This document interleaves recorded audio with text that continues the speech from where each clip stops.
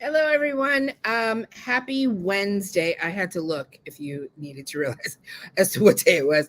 Happy Wednesday, everybody. Welcome to our next installment of Women Grows Lunch and Learn, where we give you little tidbits of information, have you connect with some awesome leaders to give you some entertainment and education while you lunch. Today, we have a really great guest with us.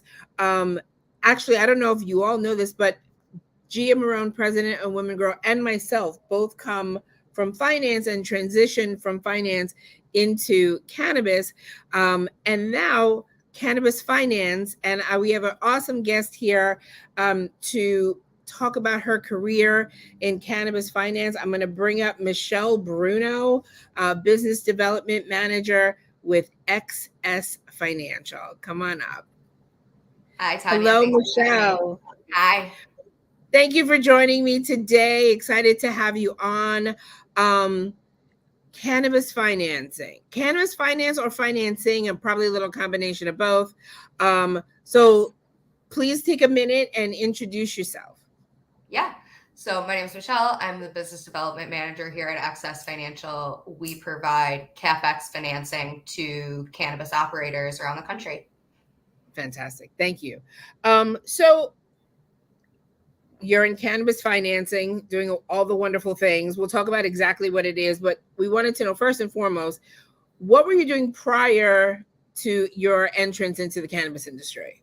Yeah, I was working at one of the largest equipment lessors in the country, First American Equipment Finance. They lend to multiple different industries. I was focused in the higher education space. And I was a project manager there. So I was doing the back end operations behind documentation, funding, syndications, economics, really getting to know the nitty gritty of each deal. And then XS approached me. They were looking for someone who had that traditional equipment finance background, but was able to go along with the aggressive growth strategy they had in the cannabis space. So kind of got a crash course on it once I entered, and then have been able to kind of bring this type of financing into the cannabis space. Wow, that's great. And how long have you been doing cannabis work? Since January. So coming up on a year soon. That's fantastic. Okay, cool. And so basically your job reached out to you in your other industry, which was similar to what XS was doing, and basically brought you into It's this exact same type of financing that I was working in prior, but bringing it into this space, which was really exciting for me because higher education is a very slow process. Right. Somewhat archaic in the way they operate, which I'm pretty fast paced, and cannabis is just ever changing, and it's something very new and super exciting to be a part of. Exciting. Okay, very, very cool. Okay, so you help companies with equipment financing. Mm-hmm. What are some of the challenges that you see companies facing when it comes to obtaining equipment? Obviously the cost, but. Yeah, there's a lot of different things we've been seeing. One of them being a lot of operators trying to plug and play their strategy from one market to another. Each market has completely different regulatory guidelines, tax implications, customer demographics, and each market is so unique. So as we see them having aspirations to enter a certain market, they're not fully grasping the landscape there. XS is unique where we can lend across state lines. So in our underwriting process, we're talking to them about their goals for the market, how our equipment is going to help them grow their business in that state, the thought that's gone into their projections for that state, just so we understand, the data-driven decisions that they've made in order to be successful there. As far as obtaining equipment, there's so many different OEMs out there. So there's just a plethora of options. We have an in-house procurement team that really provides guidance on what vendors are doing great work, good lead times, things like that That's have been really important. helpful for some of the operators we work with. That's really important. Very, Yeah. very cool. So as far as you deal with big operators and smaller operators, obviously, I mean, you're getting like my sales juice flowing because I was in sales Yeah. for, like I said, 20 years. Gia worked more in office. I was basically out in the field, kneecap to kneecap selling. So you're getting Yeah. like my sales juices flowing.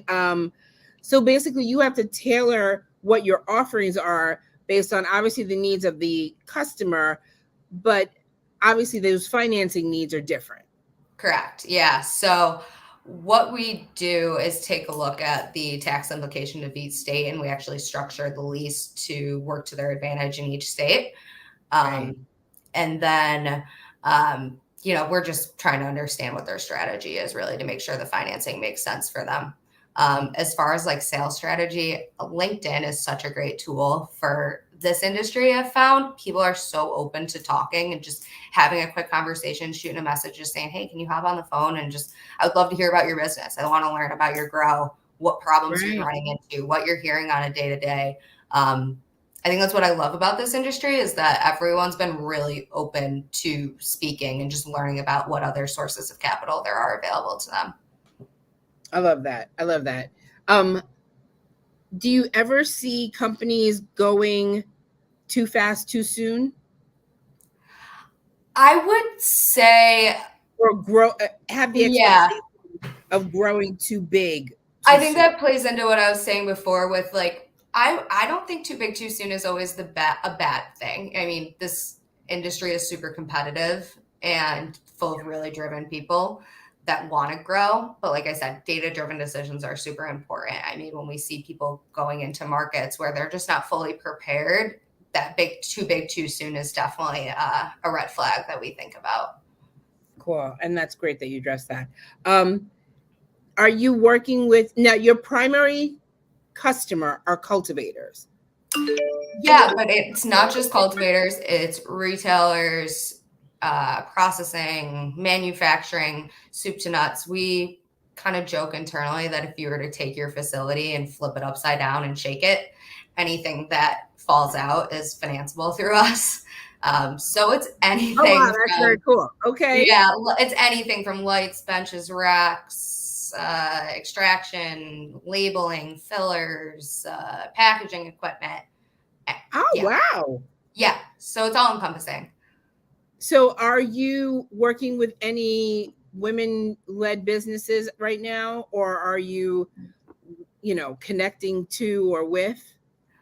I am, but not as much as I would love to see. I mean, I think it's very obvious that the C suite level, which is really who I'm talking to day in and Right. day out, there's an absence of women in the space. I mean, Kim Rivers and Nancy Whiteman, those women are leading the way, and it's really exciting to see. But it's a new industry. I mean, it's very in its infancy, and I think as it matures we'll see more women coming up through the ranks and starting to lead large organizations. And yeah, I'm excited to see more women take So those roles. that is speaking to the need of more women in decision-making roles in these big companies Mhm. to And I think it's to coming. I mean, I see a lot of women in like the EVP of finance role or the controller role. And I mean, it's just a matter of time before they're moving up the ranks. And I love to build relationships at that level. So when in the future they're able to move up, it's, I have that relationship established. That's fantastic. I need to have you on again for the sales cycle, because it's so It important. is quite different one than what I was exposed to prior. It's pretty crazy. You're absolutely right, but the concept is the same. And Yes. and I love that it can transition into everything. You know what I Yeah. mean? I feel it can transition into everything. Yeah. So just for curiosity, since most industries tend to be male dominated right now, um, especially in cannabis and cannabis adjacent, Mhm. are there many women in your field? In the finance field. Yeah. I would say there's more representation than on the operator side, which is Okay. great to see. Like investment banking partners that we work with and REITs, like I do see women representation on that side. Um, but again, not as much as I would like to say. I think there's still a lot of ground to cover to get more representation in that space. So, what qualifications do you feel are necessary to enter? I mean, obviously, cannabis finance is a broad Yeah. topic. It hits a lot of different areas. But what do you think is needed to enter this field? I mean, I was in sales. Yeah. I didn't finish college. I got every financial series, whatever, Yeah. known to me, and I just That's learned what's it. great about it is I don't think it's hard skills. I think it's a lot more of those soft skills. So if you're someone who does well in a fast-paced industry, you should think about getting involved. If you are fast-paced, this is going to be a good fit for you. I think that anyone that's looking to take a little bit of a risk and make a career move that's just something different, that's really what drew me to it. It would be a good fit for them. And you aren't plant touching, you're still an ancillary company. Mm-hmm. So you don't come with the restrictions of being a plant touching entity, which, Exactly. you know, as a lot of these states are approaching adult use and people are applying for licenses, you're like, is there something else I could do? Yeah, I can't believe some of the struggles I hear on the other end of what people deal with on the operator side. Sometimes I'm thankful to be on the ancillary side of things, but it's so cool to hear. Like I just want to see more women involved on every part of the industry, and I would definitely say, you know, if you have some sort of finance knowledge or background, and you know want to get into something different, this would be a great career move. I feel that as well. So my last question was, what can we expect entering? What can women expect entering into cannabis finance? Like, what are the Yeah. expectations of being in that role? Expect to be a little bit uncomfortable. Like, I would lie if I said that it wasn't a bit intimidating to walk into a room of 100 men at my first conference and be the only woman standing there. But I think that if you have the mindset that we have unique differences and viewpoints, that you're going to be successful wherever you go. You Right. know, if you know the value you have to add, whether you're talking to a man or a woman, you're going to gain respect. So Absolutely. I would say confidence is key. Knowing what you're selling is key, and just knowing your value add. I mean, I really believe in what Access has to offer the industry. There really aren't many other lenders out there doing this fairly unsecured financing for Right. just equipment. So it's a space that's just hasn't been filled, and I'm really excited to bring it to market. That's exciting. Mhm. And what would you say to women who, how do we encourage more women to look at this? And because I'm really excited about it because I know that it's another avenue for women to enter the space. Exactly. It's another career route for women to look at, and I think that that's exciting. Yeah. And it's another way for you to be in the industry. You know Mhm. what I mean? So, Yep. um, It's just more what, options. I think that just education is huge. I mean, it's great that there's organizations like yourself who can get out there and share what options there are for women to get involved in the industry.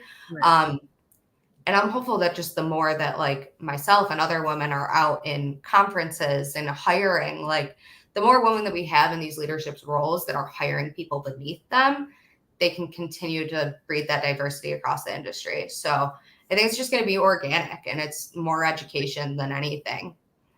I think we need to have you in more places and to have conversations about a finance. But I really feel like you came from a sales background. You got picked up because of your sales training. And I think you know how. I mean, I really feel like if a trained sales professional can be moved into any industry, if you, like you said, you know your 100%. value add, you know your product. I could never sell anything that I did not. Oh, 100%. I can't sell feel anything I great don't believe about. in. And I have been a cannabis user for most of my adult life. It's brought me a lot of relief and around anxiety and medications that I was on. Like in my consumer life, I believe in the product a ton.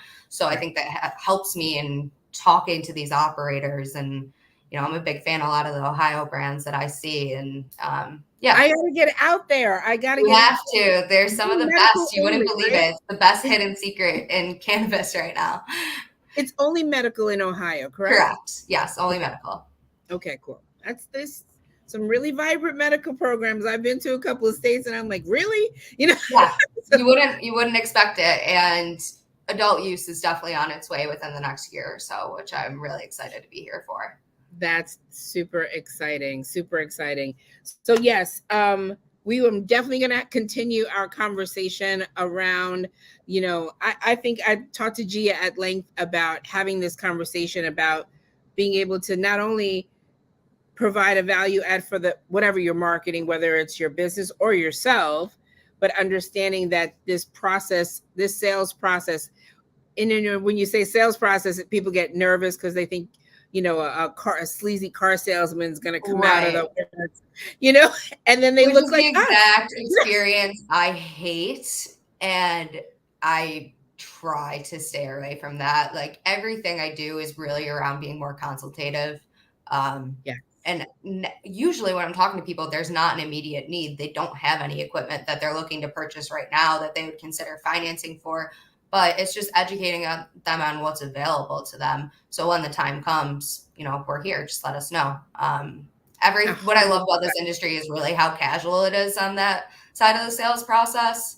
It doesn't have to be because so in reality, like a soft close is a beautiful one because it's my favorite kind. Yeah. It's my favorite. My old finance VP, she's like, you are the softest closer I've ever met. I said, but they come back because you build the relationship. You identify, listen, I'm here if you need me. If you have any questions, call me. I think that that's amazing. And even when we have people looking at different types of financing, you know, we just ask if you need any advice, if you need a referral of people we know that are good in the industry, like just let us know. I mean, everyone in our group, we're a fairly small group, and a lot of the guys have been in cannabis for a while, so they have great connections. And yeah, it's just been a pleasure of an experience to be a part of right now. I really enjoy it. I am so excited for you. I'm excited for your role. I like I said, we definitely want to bring you back because I love the cannabis finance piece, but I love the being able to communicate that sales process because I think it also affects everything.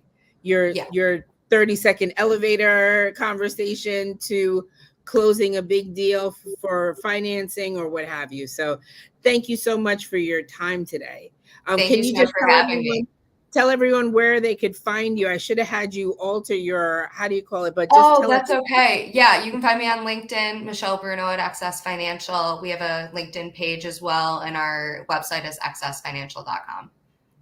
Fantastic. Thank you so much for your time. All right, everyone. Thank you for joining us for this segment of Women Grow Lunch and Learn, and we'll see you in another week or two. Have a great rest of your day and have a good weekend. Thank you. All righty, bye.